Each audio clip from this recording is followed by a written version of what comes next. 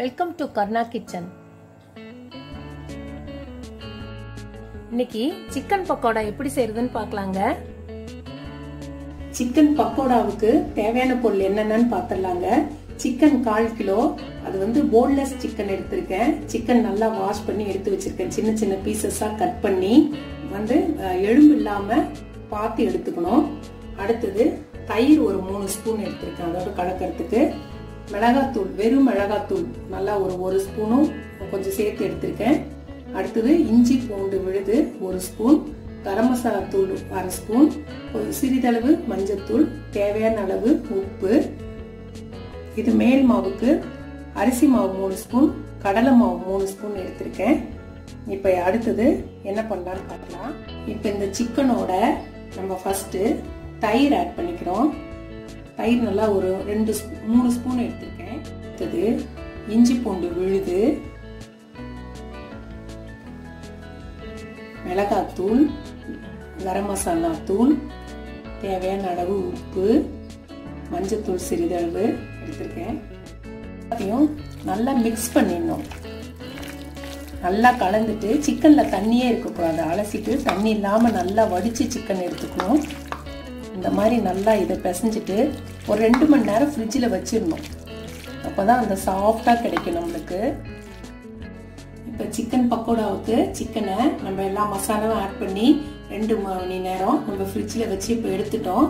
இப்போ இதோட நம்ம எடுத்து வச்சிருக்கிற 3 ஸ்பூன் கடலை மாவு, கொஞ்சமா மாவு இருந்தால் தான் கோட்டிங் நல்லா இருக்கும், கொஞ்சம் கொஞ்சமா போட்டுக்கலாம். இப்போ 3 ஸ்பூன் அரிசி மாவு. இப்போ இந்த அரிசி மாவு கடலை மாவுக்கு தேவையான உப்பு இதில் போட்டுக்கலாம்.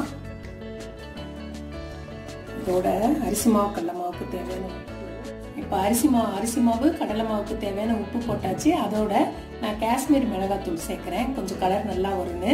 நார்மல் மிளகாத்தூள் இருந்தால் நார்மல் மிளகாத்தூளும் போட்டுக்கலாம். இது என்னட்டு இருந்தனால கொஞ்சம் கலர்ஃபுல்லாக இருக்குன்னு போட்டுக்கிறேன்.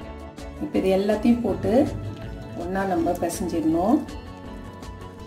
தண்ணி ஊற்றாம நம்ம வச்சிருந்த கடலை மாவு, அரிசி மாவு, அதுக்கு தேவையான உப்பு, மிளகாத்தூள் போட்டுட்டேன். எல்லாத்தையும் போட்டு ஒன்றா பிசைஞ்சிட்டோம். இப்போ நம்ம எண்ணெய் வச்சு எண்ணெயில் போட்டு எடுக்கலாம். இப்போ ஒரு கடாய் வச்சுட்டோம். இப்போ அதில் நம்ம இதை பொரிக்கிறதுக்கு தேவையான சிக்கன் பக்கோடாவுக்கு தேவையான எண்ணெய் ஊற்றிக்கலாம். எண்ணெய் ஊற்றிட்டு கொஞ்சம் காய விட்டு பொரிச்சிடும். எண்ணெய் நல்லா காஞ்சிருச்சு. இப்போ ஒன்றா போட்டு எடுக்கலாம்.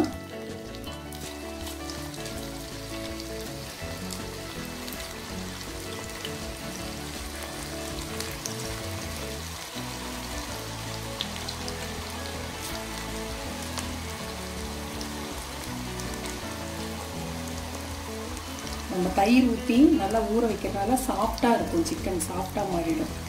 அதுக்காக தான் நம்ம ஒரு 2 மணி நேரம் ஃப்ரிட்ஜில் வச்சு எடுக்கிறது.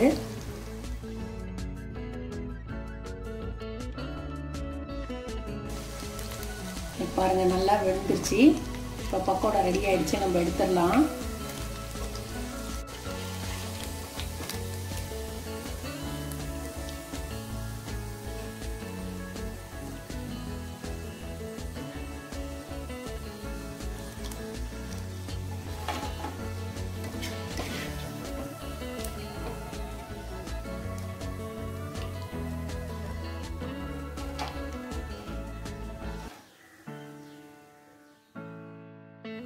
இப்ப சுவையான சிக்கன் பக்கோடா ரெடி ஆயிடுச்சுங்க.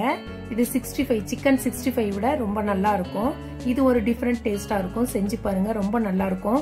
ஆயிலும் அதிகமா இழுக்காது, ரொம்ப கிறிஸ்பியா நல்லா டேஸ்டா இருக்கும். செஞ்சு பார்த்துட்டு எப்படி இருக்குன்னு கமெண்ட் பண்ணுங்க, ஷேர் பண்ணுங்க. இந்த சேனலுக்கு மறக்காம எனக்கு சப்ஸ்கிரைப் பண்ணுங்க. ரொம்ப நன்றி.